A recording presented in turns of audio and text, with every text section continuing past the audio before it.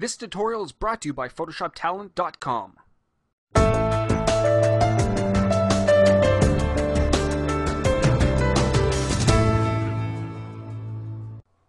Hey there, and welcome to another Photoshop tutorial from IceFlow Studios. And in this tutorial, I'm going to be showing a method of making eyes really stand out. Now in front of us, the eyes in this image are a little bit dull, they're not too bright, and they're not that saturated. And we're going to be dealing with all of these issues in this tutorial. Now this method does work with both blue and brown eyes, but it's a little bit more difficult with brown eyes. So I may be covering that in a future tutorial. So we're going to begin, and the first thing we're going to do is we're going to make the selection of the eye. Now it doesn't matter how you make your selection. I'm going to be using my pen tool, making sure paths is checked off. And I'm going to very quickly make my selection.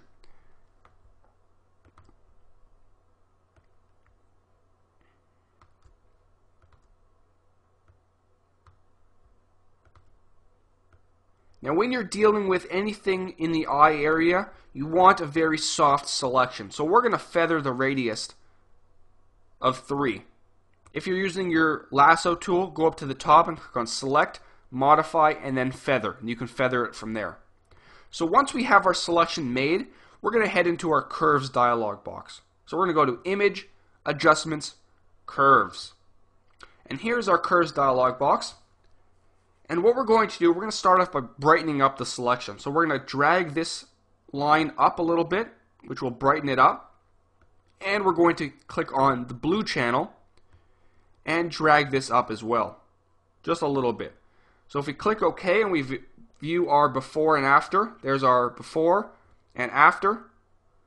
It's a little bit more blue and a little bit more bright, but it's not that great yet. This is what we're going to do. We're going to use the burn and dodge tool to really give it some depth. So we're going to head over to the side and click on our dodge tool. At the top, set a pretty small brush, around 20 pixels. Obviously it depends on your eye size. And make sure to set hardness around the midpoint. We're going to make sure range is set to highlights and exposure is set to pretty low. We're going to zoom in here. So what we're going to do, right outside the pupil area, we're going to drag out like this. And you'll notice that it does get a little bit brighter. So we can run 1 or 2 passes around there, like so. And once we have that, we're going to grab our burn tool.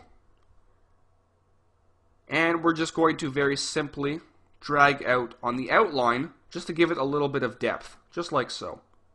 And make sure you're somewhat accurate, a little bit more accurate than I am.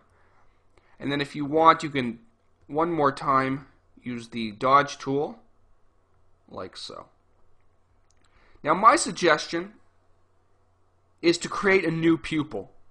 So we're going to do that right now. We're going to create a new layer, like so. We're going to grab our elliptical marquee tool, and holding down shift, we're going to drag out the size of approximately the pupil, just like so. And make sure to feather. So we're going to go to Select, Modify, Feather, and feather it. I'm going to put it at 5 and click OK. Once that's done, as long as your background color is set to black, hold down your Command or Control key and press Delete. And we now have our new pupil, but we're missing the highlight. So we're going to create another new layer, like so, making sure our foreground color is set to white. Grab our brush tool right here. Make sure mode is set to normal. And we're just going to click. Oh, it's a little bit too. Click. There we go. And if we zoom out, we notice that the eye is a lot more effective. So if we look at our before and our after, the eye is definitely a lot nicer. It stands out a lot more.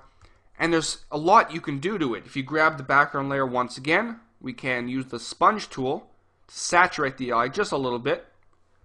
And once again, we have our before and we have our after.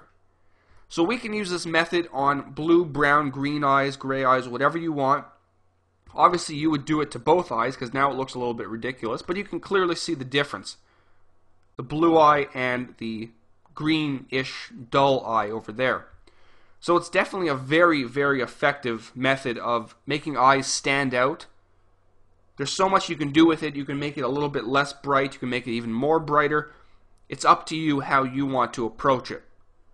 So if you're on YouTube, rate this video, comment the video, subscribe to our YouTube channel. You can also buy a high quality version of this tutorial. Check the description in the YouTube sidebar. And until next time, this is Howard from IceFlow Studios. Take care.